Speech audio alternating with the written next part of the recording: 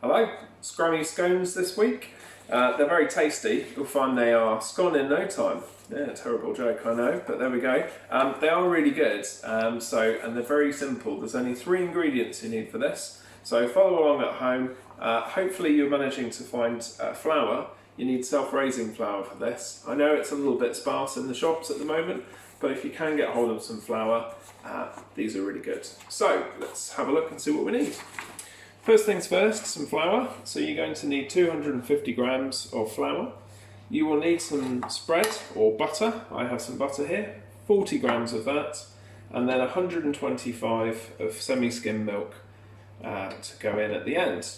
You'll also need a cutter. If you don't have a cutter, this is a little bit large I feel today, you can actually use a glass, and I'll show you how to do that. You need to be a little bit careful, but you can just press down into the mixture using that. So if you don't have a cookie cutter at home, you can make do with something else, it's fine.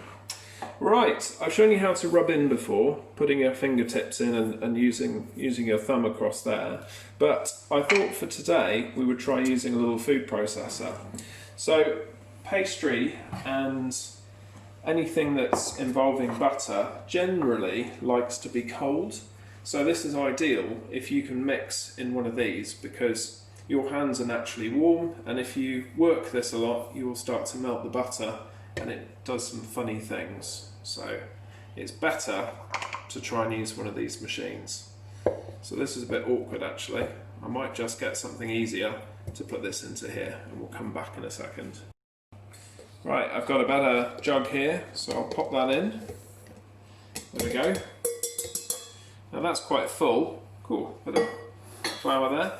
So we're going to pop that into here, and I will put the butter in. You can break this up into small chunks, but the machine I'm going to use just clips on the top. So make sure there's nothing you can get your fingers caught in. Let's give this a go.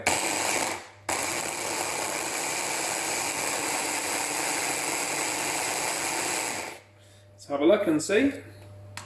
So it doesn't look like much has changed there, but that should have rubbed in my butter into my flour. So I'm just going to get a spoon just to test. Let's have a look. So nothing can happen. I haven't got it switched on or anything like that. So I can't feel any lumps of butter in there. So I think that's pretty good. I might just give that another little whiz. We'll see what happens. Right, that's it. So it's not going to look very yellow this time because there's only 40 grams of butter in there and 250 grams of flour. So it won't look that yellow. I'm going to add a little bit of milk now, not much, and give this another whiz.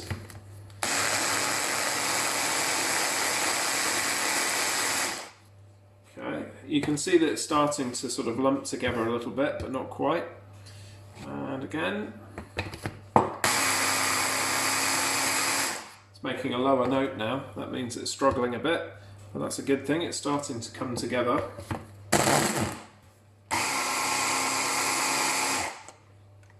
Good, nearly there, last little bit.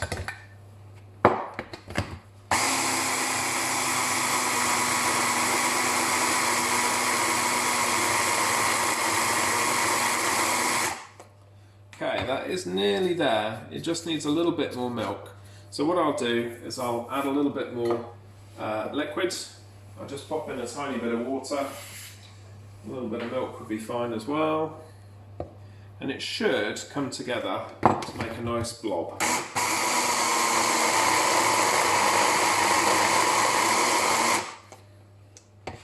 Right, yeah, that's looking pretty good. Tiny bit more. You don't want it too soft. You don't want it to be like a cake mixture.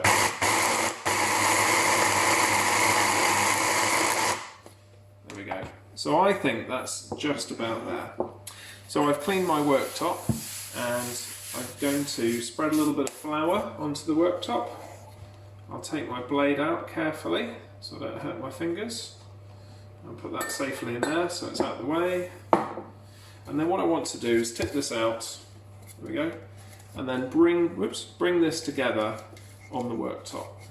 Now if you don't have one of these machines, or you're not allowed to use it or you don't want to use it, that's absolutely fine.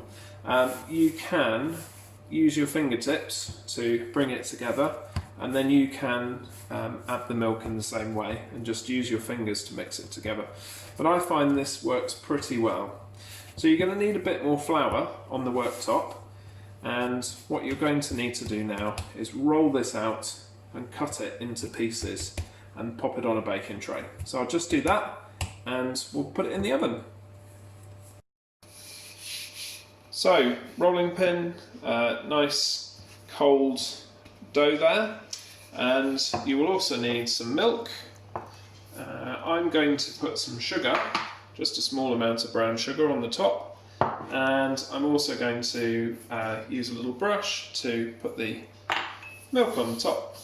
It does say in the ingredients at the bottom of your sheets, if I just bring that here, it says cheese, sweet corn, courgette, all sorts of things. So you can make savoury scones. In other words, you can use some of this before you bring it together. You can add some cheese, or you can pop some cheese on the top. It's totally up to you. You're the chef, so you can decide how to use these. But you can add a little bit of mustard or some chives, all sorts of things to these, and then you can have that as a savoury scone as well.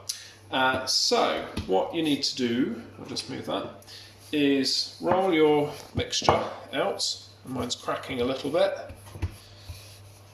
Probably put a bit more butter, I think, but that's okay. It will crack a little bit, that's fine. That means it's going to be nice and crunchy and crispy, I think. So you want it to be about 1.5 centimetres thick.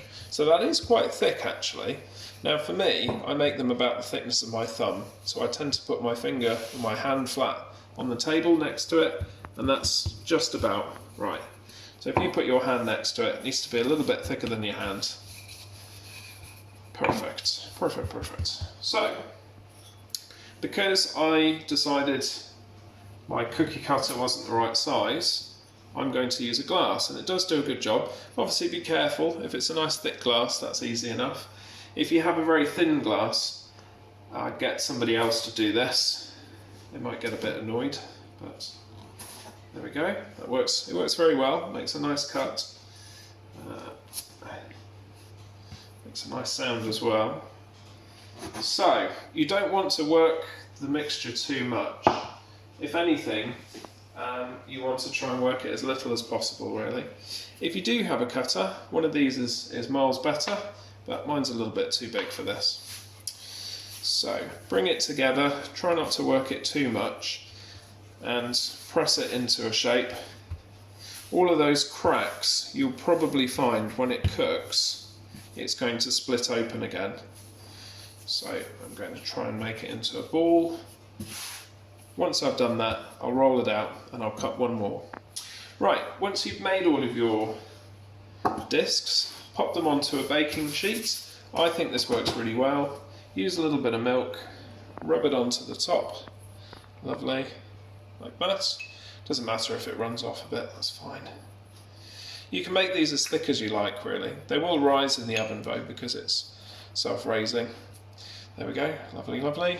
And then what I like to do, because these are going to be eaten with some cream and some jam, I put a tiny bit of brown sugar, or try and put a tiny bit of brown sugar on the top. It's easy with your fingers. And what that will do is it will give it a really nice crunchy finish.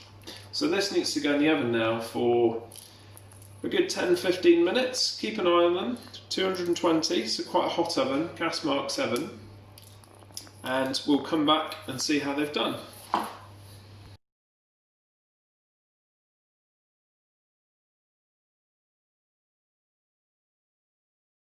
Okay, this is how they've turned out. They're lovely and hot from the oven. So these here, the ones that I showed you, they've stuck a little bit.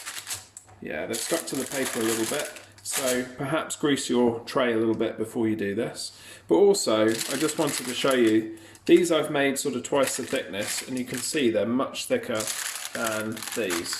Let's take this one. A little bit's broken there, but So, if you find that they're not rising particularly well, check your flour. It might be that your flour's a little old. You can add a little bit of baking powder if you want to, and that will really give them some oomph and make them rise. But it's best not to work the ingredients too much. That's my biggest tip, really. So try and roll it out once, cut it, and pop it in the oven. That's how you'll get a nice scone. Right, let's have a look inside. Take this one off.